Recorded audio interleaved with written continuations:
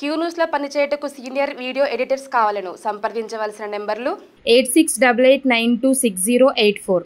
ఏదైతే జరిగిందో బడ్జెట్ ప్రవేశపెట్టినటువంటి సందర్భంలో మిక్స్డ్ అభిప్రాయాలు వ్యక్తమవుతా ఉన్నాయి. అటు అధికార పక్షం వైపు నుంచి ఇది రైతు సంక్షేమ బడ్జెట్, ఇది పేదల సంక్షేమ బడ్జెట్ అనేటువంటి మాట వినిపిస్తూ ఉంటే, ఇటు విపక్షం నుంచి అంత డొల్లా ట్రాష్ అని చెప్పి కేసీఆర్ చేసినటువంటి వ్యాఖ్యలు కనిపిస్తూ ఉన్నాయి. ఇక నిన్న మొట్టమొదటిసారిగా ఎమ్మెల్యేగా ఎన్నికైన తర్వాత సభకు హాజరైండు ప్రధాన ప్రతిపక్ష నాయకుడి హోదాలో కేసీఆర్ గారు.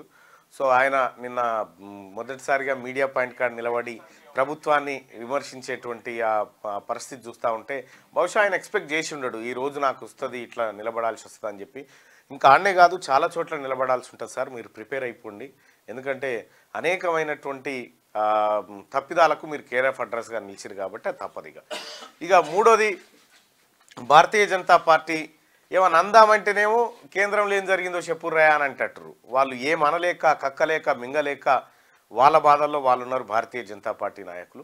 సో ఎటొచ్చి ఈ బడ్జెట్ వ్యవహారం అంతా రాహుల్ గాంధీ గారు ఏదైతే ఈ రాష్ట్ర ప్రజలకు రాష్ట్ర రైతాంగానికి హామీ ఇచ్చిండో ఆ దిశగా బడ్జెట్ను రూపకల్పన చేసింది తెలంగాణ ప్రభుత్వం. అన్న మాట నిలబెట్టుకునే ప్రయత్నం దిశగా అడుగులు ముందుకేసింది. ముఖ్యమంత్రి రేవంత్ రెడ్డి గారు గతంలో చెప్పినటువంటి రుణమాఫీ కానీ లేకపోతే 6 గ్యారంటీస్ కానీ మిగతా అన్ని పథకాల కోసం రాష్ట్ర ప్రభుత్వం నిధులను కేటాయించింది. ఇక ముఖ్యంగా రాహుల్ గాంధీ గారి రైతు డిక్లరేషన్ ఏదైతే వరంగల్లో జరిగిందో ఆ డిక్లరేషన్కి అనుగుణంగా కేటాయింపులు కూడా జరిగినట్టుగా తెలుస్తూ ఉంది. మరి ముఖ్యంగా బీసీలు కొంత నిరాశతో ఉన్నటువంటి పరిస్థితి కనిపిస్తూ ఉంది. బీసీ ప్రజలారా, మీకు జరిగింది 100% అన్యాయమే. నిన్న జరిగినటువంటి కేటాయింపుల్లో కేవలం 9,000 కోట్ల రూపాయలు దేశ జనాభాలో రాష్ట్ర జనాభాలో 50% పైచిలుకున్నటువంటి బీసీలకు 9,000 కోట్ల రూపాయలు మాత్రమే కేటాయించడం, అలాగే సహచర సోదరులు ఎస్సీ ఎస్టీలకు కలిపి 50,000 కోట్ల రూపాయలు కేటాయించడం, అలాగే మైనార్టీలకు 3,000 కోట్ల రూపాయలు కేటాయించడం అనేది కొంత సరే వాళ్ళకు కూడా కేటాయింపులు చేయాల్సిందే, కానీ బీసీలకు దక్కాల్సిన వాటా దక్కడం లేదనేది ఈ సోషల్ మీడియాలో బీసీల వాదనగా కనిపిస్తూ ఉంది. సో మొత్తానికి ఇది కొంతవరకు రైతాంగాన్ని మెప్పించేటువంటి బడ్జెట్గా ఉంది తప్ప బీసీలను మెప్పించలేకపోయిందనేటువంటి వాదన అయితే వినిపిస్తూ ఉంది. అయితే బీసీ సోదరులారా, మీ అందరికీ ఒక మాట చెప్పదలుచుకున్నా, రాహుల్ గాంధీ గారు రైతు డిక్లరేషన్ ఏదైతే ప్రకటించారో రైతు డిక్లరేషన్ ప్రకారంగా రాష్ట్ర ప్రభుత్వం ముందుకు పోయింది. అలాగే కాంగ్రెస్ పార్టీ తన మేనిఫెస్టోలో చెప్పినటువంటి అంశాలతో ముందుకు పోయింది. అలాగే కామారెడ్డి డిక్లరేషన్లో బీసీ డిక్లరేషన్ రాహుల్ గాంధీ గారు కూడా తెరపైకి తెచ్చినారు. కాంగ్రెస్ పార్టీ రాష్ట్రంలో అధికారంలోకి వస్తే కులగణన చేపడతాం, 42% రిజర్వేషన్ను బీసీలకు అమలు చేస్తామనేటువంటి మాట ఆయన చెప్పిండు. ఇక రాహుల్ గాంధీ, ముఖ్యంగా సోనియా గాంధీ కుటుంబం చెప్పిందంటే అది శిలాశాసనమే, అది ఖచ్చితంగా అయ్యి తీరాల్సిందే, అయ్యి తీరుతుంది కూడా. సో ఆ రకంగా కులగణన ఆ తర్వాత ఇతర అంశాల మీద బీసీల్లో కొంత ఊరట లభించేటువంటి అవకాశం ఉంది.